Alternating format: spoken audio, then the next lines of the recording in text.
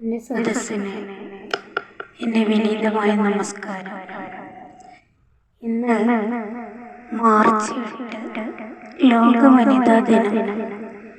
എനിക്ക് നിങ്ങൾക്ക് തരുവാനുള്ള ഒരേ ഒരു സന്ദേശം, മനസ്സ് നന്നാവട്ടെ. വനിതാ ദിനത്തെ ആസ്പദമാക്കി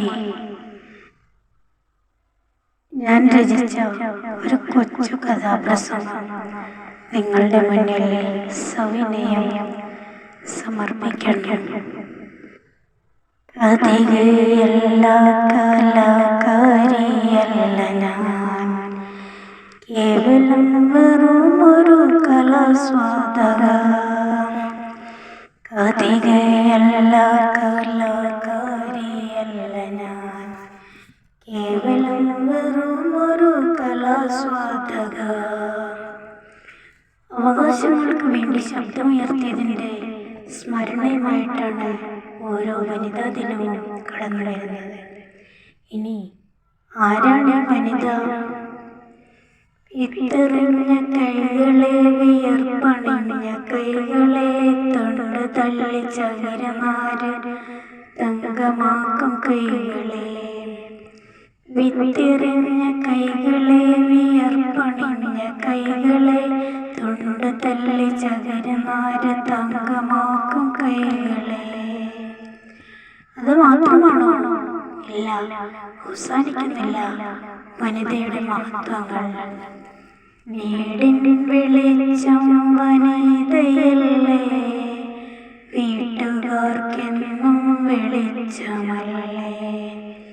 വാവിട്ടു കരയുന്ന കുഞ്ഞുറങ്ങാൻ വാരിയെടുക്കും, മാറോട് ചേർക്കും. വീടിൻ വെളിച്ചം വനിതയല്ലേ, വീട്ടുകാർക്കെന്നും വെളിച്ചമല്ലേ. വാവിട്ടു കരയുന്ന കുഞ്ഞുറങ്ങാൻ വാരിയെടുക്കും, മാറോട് ചേർക്കും.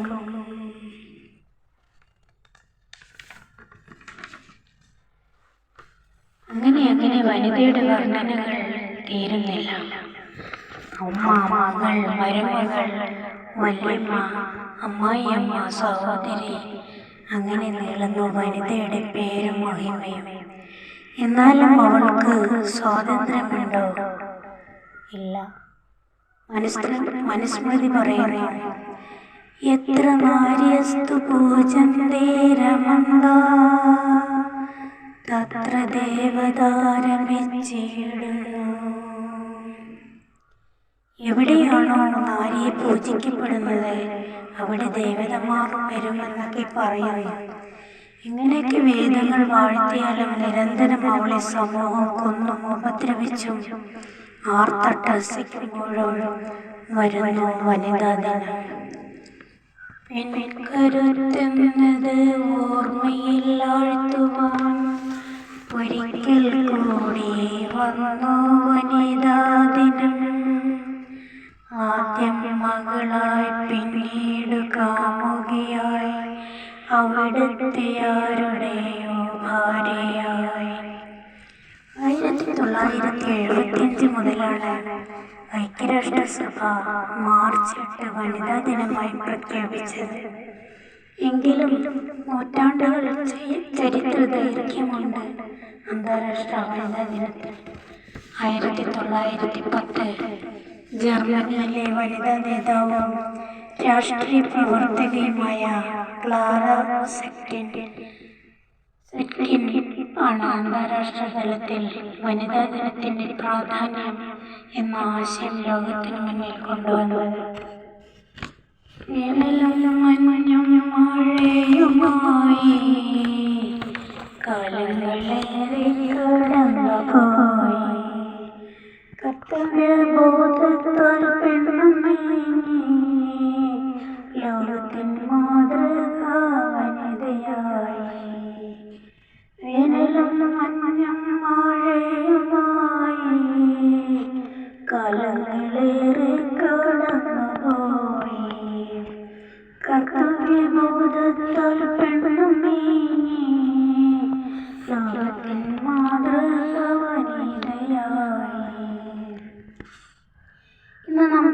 സന്തോഷത്താൽ വനിതാ ദിനം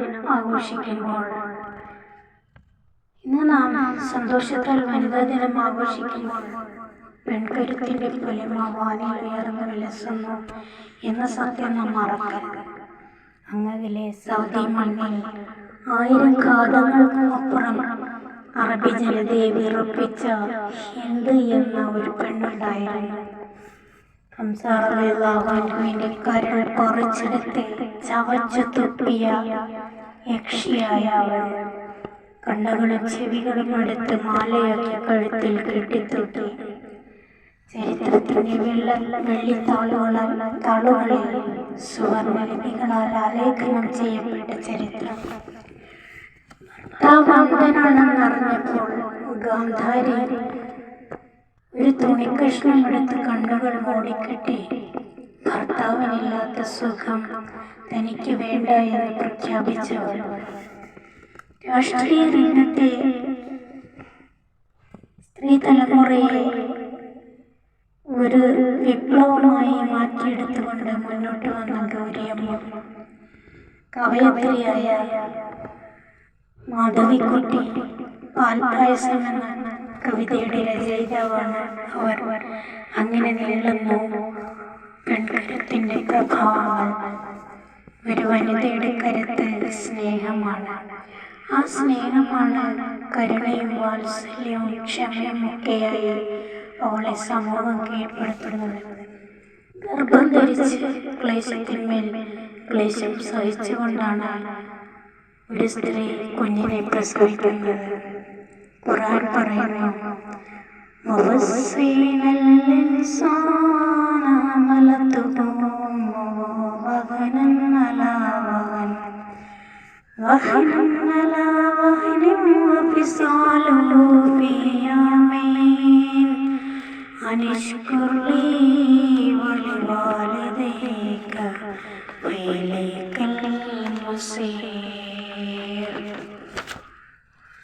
പ്രയാസത്തിന്മേൽ പ്രയാസം സഹിച്ചുകൊണ്ടാണ് എൻ്റെ മാതാവ് ഗർഭം ചുമക്കുന്നത്.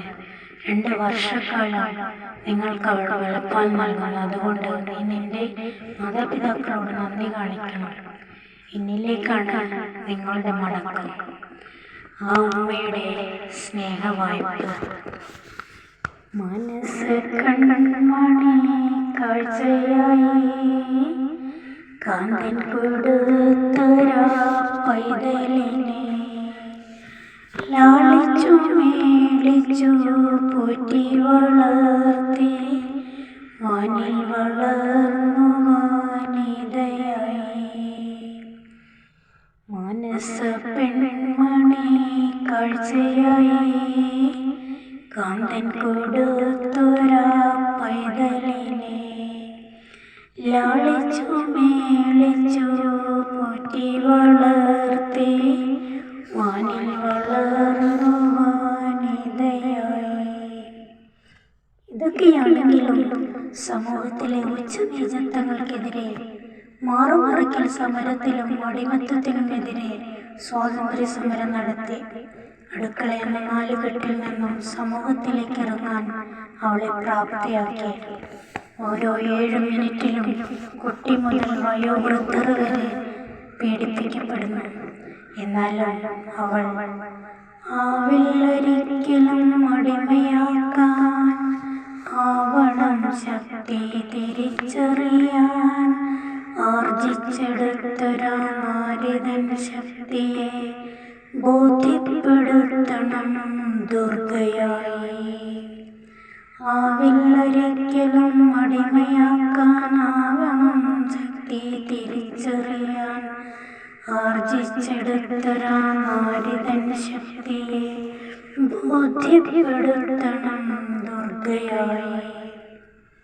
മൂർഖനെ കൊണ്ട് കിടപ്പറയിൽ ഭാര്യയെ കുത്തിച്ച് കൊന്ന ഭർത്താവുള്ള നാട്, മകളെ ഗർഭിണിയാക്കിയ അച്ഛൻ, സഹോദരനാൽ ഗർഭിണിയാക്കപ്പെട്ട പെങ്ങൾ, ഒരു തുണ്ട് സ്വർണത്തിനായി കൊല ചെയ്യപ്പെടുന്ന കുറെ ആളുകൾ, പള്ളിൻ്റെയും ലഹരിയുടെയും ഒക്കെ ഇരയായി മാറുന്ന സ്ത്രീകൾ, മതവെറിയാൽ തല്ലി ഉടയ്ക്കുന്ന ജീവിതങ്ങൾ, ഇതൊക്കെ കാണുമ്പോൾ സ്വാമി വിവേകാനന്ദൻ പറഞ്ഞ ഭ്രാന്താലയമാണ് ഈ കേരളം, അഥവാ ദൈവത്തിന്റെ സ്വന്തം നാടായ ഈ മണ്ണ്.